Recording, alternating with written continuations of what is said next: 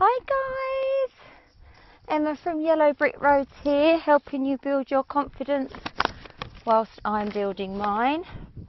I'm just out taking lovely dog Abby for a walk, and I wanted to share a little tip with you today.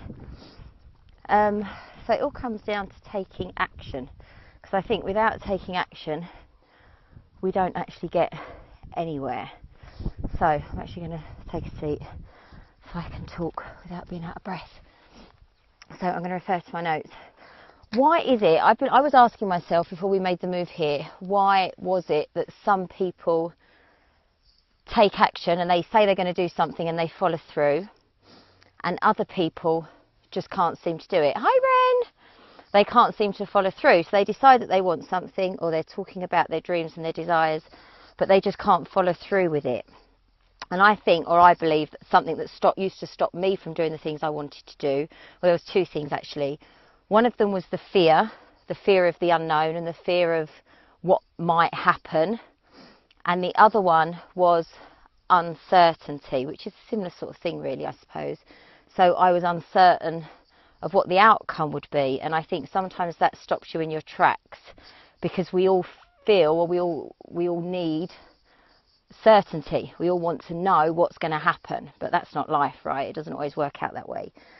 So I do believe that they're the two things that stop us. Having said that, people that do take action and people that do follow through, they still feel the fear. The fear doesn't go away, but I think the fear becomes greater in the sense of they fear what will come of it if they don't take the action. So those that follow through, they take the action and are still fearful, but they are more afraid of what life will be like if they don't take the action and make the desired changes. So I think there's 3 steps, and there's a little tip that I do, or that I did, that worked for me perfectly. So I think there's 3 steps when it comes to taking action.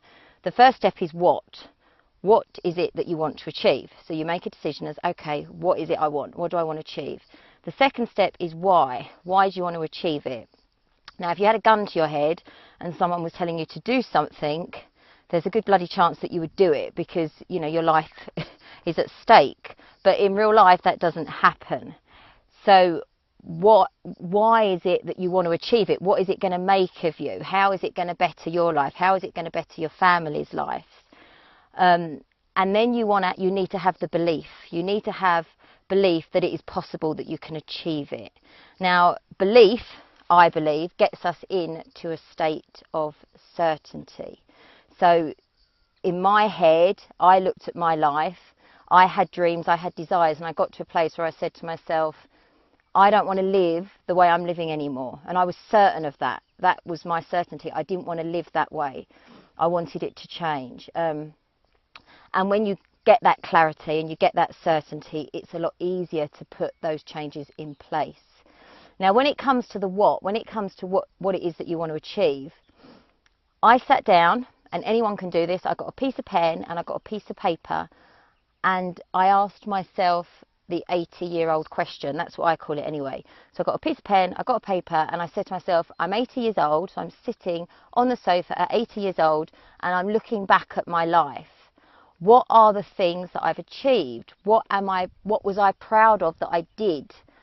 What do I regret? What do I wish I had done? And when you start looking at it from that point of view, that's when all your dreams and your desires start to unfold, because you're going, actually, I wish I'd have done that. You know, I wish I hadn't have done this. I wish I'd have got on my backside and tried that, or whatever. So that's how you find out what it is that you want to achieve. And it's such a good little tool, that, to sit down and do that, because that will really give you clarity on what you want your life to look like. And once you get that clarity and you start getting it down, and you get your why in place, why is that you feel like that and you want to achieve that, and then you start reflecting on it and you have belief in it, that's when you're going to start to take action. I think in the world of today, there's so much it doesn't give us very much certainty. Stuff seems to be all over the place. 1 minute we're focusing on this, next minute we're focusing on that. 1 minute it's negative, next minute it's positive. And it's very hard to believe in what you want to achieve when there's so much uncertainty. But I do think that that's where the belief comes from. You have to have a real strong belief in what it is that you desire and what it is that you want.